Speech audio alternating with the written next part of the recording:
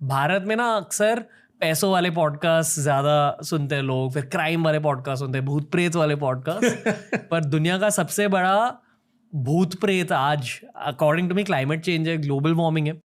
पहले मैं आपसे पूछना चाहूंगा कि दुनिया में हो रहा क्या है, क्योंकि क्लाइमेट चेंज के बारे में हर कोई थोड़ा बहुत जानता है, पर एक पिक्चर ड्रॉ आउट कर दीजिए कि अगर हमने क्लाइमेट चेंज के बारे में नहीं सोचा तो फिर 2035 तक, 2045 तक, जो 10 साल दूर है, 20 साल दूर है, मुंबई में, दिल्ली में, गुजरात में, बंगाल में क्या होने वाला है? सो मैं मुंबई की बात करूँ, बंगाल की बात करूँ, राइट, मैं आपको मेरा फ्रेम ऑफ माइंड बताता हूँ। मैं मेरे पापा मम्मी के साथ में डिस्कस कर रहा था कि घर लेना चाहिए क्या, एंड मैं पला बड़ा बॉम्बे में हूँ, कट्टर मुंबईया हूँ, और मैं बोल रहा हूँ उनको कि नहीं यार, यहाँ पे ना अगले 10, 20, 30 साल में तो चांसेस है कि ग्लोबल वार्मिंग की वजह से पानी का लेवल इतना ऊपर आ जाएगा कि शायद से बॉम्बे एग्जिस्ट नहीं करेगा। 10 साल में? 10 में नहीं, बट हाँ 20-30 में।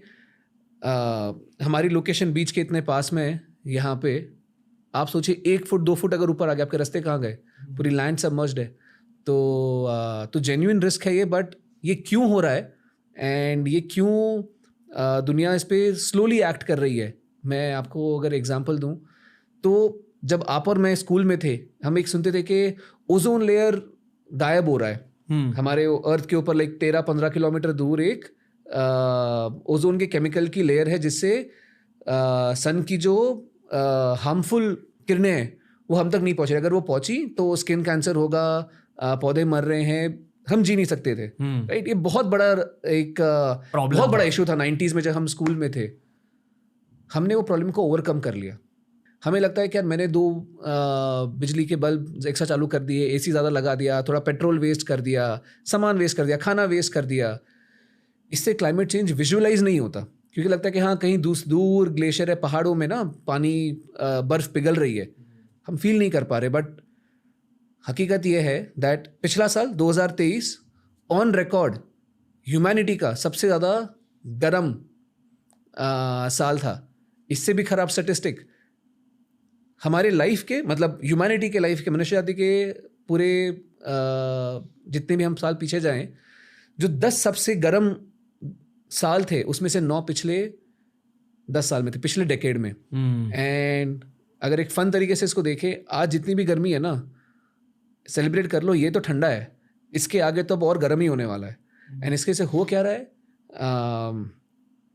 जो भी हमारी जॉब्स हैं, हम जिस जगह पे रह रहे हैं, हमारी इकोनॉमी जिस चीज़ पे बिल्ट है, हमारे बड़े शहर चले जाएंगे, लोगों के घर चले जाएंगे, एंड जो सबसे ज़्यादा इम्पैक्ट होंगे, मैं टांग खींच रहा हूँ आपकी, बट आप तो HNI हो, ठीक है, आप तो कहीं रीलोकेट कर लोगे, बट जो मिडिल क्लास है, जो गरीब है, वो कहाँ जाएगा? उसका तो एक घर है शायद से, वहीं पे उसकी लोकल लाइवलीहुड, मतलब वहीं पे वो कमाता है, वहीं पे खाता है, वो कहाँ जाएगा?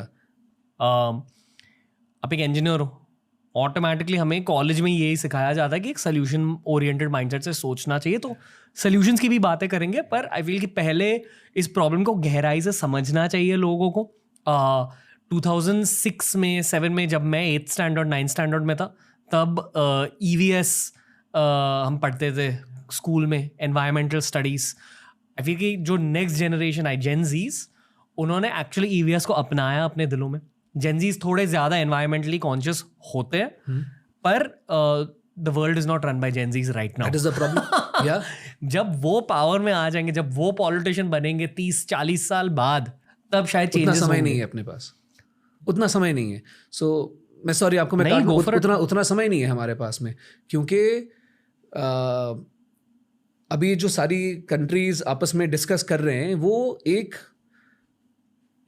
मेट्रिक के ऊपर सोच रहे हैं कि 1.5 डिग्री सेल्सियस के ऊपर टेम्परेचर नहीं बढ़ना चाहिए, क्योंकि अगर ये बढ़ गया तो इर्रिवर्सिबल चेंजेस हो जाएंगे। इर्रिवर्सिबल चेंजेस हो जाएंगे ओशंस में, इर्रिवर्सिबल चेंजेस हो जाएंगे हमारे प्लैनेट के टेम्परेचर में, और इसके वजह से पूरा इकोसिस्टम हिल जाएगा एंड वो आप वापस रिकवर नहीं कर सकते। 1 डिग्री चेंज की वजह से, आधे डिग्री चेंज की वजह से। पर लॉजिक क्या है? मतलब आधे डिग्री चेंज की वजह से क्या क्या हो सकता है? जैसे यहाँ पे आधा डिग्री चेंज होगा ना, पानी है, 0 डिग्री सेल्सियस पे बर्फ है, 0 डिग्री सेल्सियस पे ही पानी भी है। वो बर्फ अगर पिघल गई तो वो ओशंस में खारा पानी होता है, खारा पानी में प्योर वाटर अगर डल गया तो उनका बैलेंस हिल के फिशेस को समझ नहीं आ रहा है कि मैं स्विम नॉर्थ में करूं साउथ में करूं। ओशन में करंट्स होते हैं। हमने एल नीनो करके, अगर आपको लोगों को पता हो कि हर 5 साल में मेरे ख्याल से, हाँ, मतलब ये बड़े अपने पैसिफिक ओशन में, अटलांटिक ओशन में हवाएं जो घूमती रहती हैं, क्लाउड्स जिससे फॉर्म होते रहते हैं, ये करंट ही बदल जाएंगे। आप सोचिए, सिंपल सा इम्पैक्ट है। इंडिया में बारिश कितने महीने होती है? 3-4 महीने होती है। हम एक्सपेक्ट करते हैं कि जून से सितंबर बारिशें होंगी। अगर नहीं हुई तो, जो हो रही है आजकल, जो हो रही है, नहीं हो तो आप करोगे क्या? 3 साल इमेजिन कर लो, आपको पानी नहीं आ रहा, खेती नहीं हो रही, खाना नहीं है। अमीर तो चलो खा रहे हैं एक्स्ट्रा पैसा लगा के, but what is happening to the public?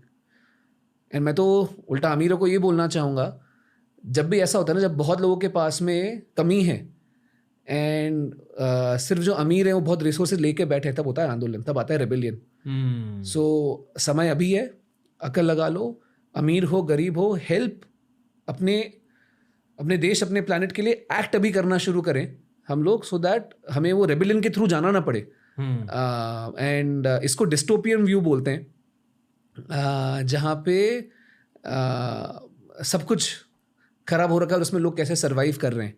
And utopian ये है कि सब अच्छा होगा, पर हम डिस्टोपिया की ओर चले जा रहे हैं। हम वो क्रिएट कर रहे हैं और हमारे पास में होप है अभी। एंड मैं क्योंकि दिन भर इस चीज़ पे काम करता रहता हूँ, थोड़ी सी टेंडेंसी हो जाती है एक ब्लीक आउटलुक की, बट मैं बहुत ऑप्टिमिस्टिक हूँ कि आज हमारे हाथ में वो चांस है कि हम ये चेंज रिवर्स कर पाए। मैनकाइंड कभी कम नहीं पड़ी है। हमें बहुत सारी दिक्कतें हैं। जब इंडिया की पॉपुलेशन बहुत ज़्यादा हो रही थी 60-70s में, ये था कि भूखमरी आएगी, तब हमारे साइंटिस्ट, हमारे स्टोरी टेलर्स, हमारे पॉलिटिशियन, हमारी कंट्री सब वो प्रॉब्लम सॉल्व कर पाए। ग्रीन रेवोल्यूशन आया, वाइट रेवोल्यूशन आया, अभी भी आएगा। एंड इसीलिए मतलब ये भले इलेक्शन का साल है, मुझे पता है जो भी अभी गवर्नमेंट्स खर्चा कर रही हैं, गवर्नमेंट अब बोल रही है यार अब खर्चा करें ना, वोट जीतेंगे ना, अब हम क्लाइमेट चेंज पे वोट जीतेंगे। मैं आपको इसका अगर एग्जांपल दूं, ऑस्ट्रेलिया में जो गवर्नमेंट अभी पावर में आई है वो क्लाइमेट चेंज के मैंडेट पे आई है। और ये कुछ सालों में हमें हर देश में दिखेगा, बिकॉज पब्लिक अभी मांगे कि हमारी लाइफ इम्पैक्ट हो रही है। बहुत ही ऑड स्टैटिस्टिक दूंगा, हम जो दूध का पैकेट है हम एक कॉर्नर कट करते हैं, हम मैगी के पैकेट का जो एक ट्रायंगल से कॉर्नर कट करते हैं ना, उसकी वजह से कितना पोल्यूशन हो रहा है बताऊं क्यों? क्योंकि वो बाकी पूरा जो पैकेट है ना, बड़ा पीस, वो तो रिसाइकल हो जाता है। ये छोटे ट्रायंगल ना पकड़ में नहीं आते, ये चले जाते हैं ओशन में, ये कहीं ट्रैप नहीं होते। ये छोटे ट्रायंगल अभी किसने सिखाया नहीं, वो तो किसी पॉडकास्ट पे देख लिया मैंने, मुझे समझ में आया, अब मैं अलग तरीके से कट कर रहा हूँ, वो छोटे छोटे प्लास्टिक के पीस पकड़ नहीं रहा। बट इतनी छोटी चीज़ें जो हम प्लास्टिक के स्ट्रॉ यूज़ करते थे, बीच में बॉम्बे में मुहिम निकाली थी सारे सिनेमा हॉल में, आप प्लास्टिक का स्ट्रॉ यूज़ नहीं करोगे, पेपर का करोगे। 6 महीने तक तो ये चीज़ अच्छे से फॉलो हुई, फिर रिवर्स हो गई। मतलब लोग अभी प्लास्टिक यूज़ कर रहे हैं। हाँ, गवर्नमेंट अलाउ कर रही होगी, कुछ ना कुछ तो पुश एंड पुल हुआ होगा इंडस्ट्रीज़ और गवर्नमेंट के बीच में। बट यहीं पे हमें जो सपोर्ट करें, थोड़ी सी कठिनाई खुद बेयर कर लो। आई थिंक खाने पे तो अलग ही दिक्कत है कि हम इतने पेस्टिसाइड वाला खाना खा रहे हैं, बट जो भी खाना वेस्ट हो रहा है,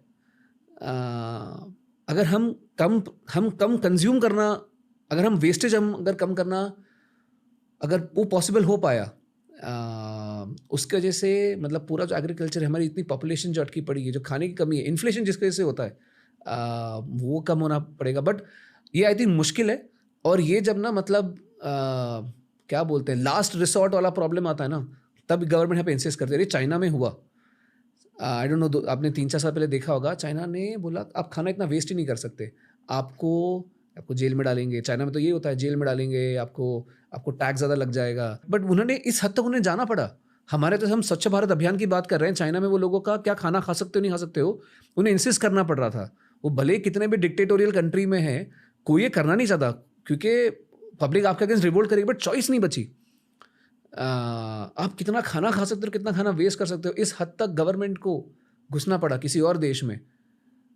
किसी दिन हमारे यहाँ भी घुसना पड़ेगा अगर हमने खुद से वो चीज़ें नहीं बदली तो। एंड हम रात को एसी लगा रहे हैं। अब मुझे लगता है कि जैसा बोला कि भूखे पेट भजन नहीं होता, हर कोई चाहता है अपने फैमिली को बेटर लाइफ देना। आप कैसे किसी को भी बोलोगे, मिडिल क्लास को भी बोलोगे कि यार एसी तुम कम यूज़ करो? पॉसिबल है?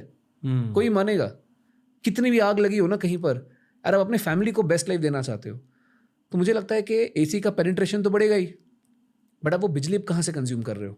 वो आप कोयले वाली बिजली जो पोल्यूशन क्रिएट कर रही है वो, या आप क्लीन एनर्जी कंज्यूम कर रहे हो?